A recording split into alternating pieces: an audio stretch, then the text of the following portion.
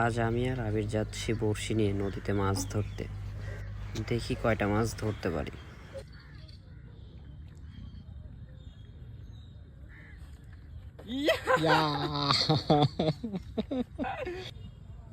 টান দে এখন আমার কথা ডিরেকশন দে মারো। মাছ মারা শেষ, এবার চলে এলাম মাছ দেখতে। তবে প্রথমেই বলি, এখানকার শুধু 3টা মাছ আমরা মারছি। সুন্দর।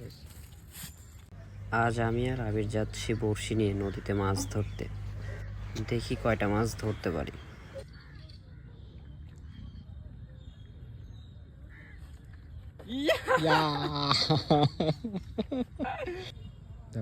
টান দে এখন আমার কথা ডিরেকশন দে মারো।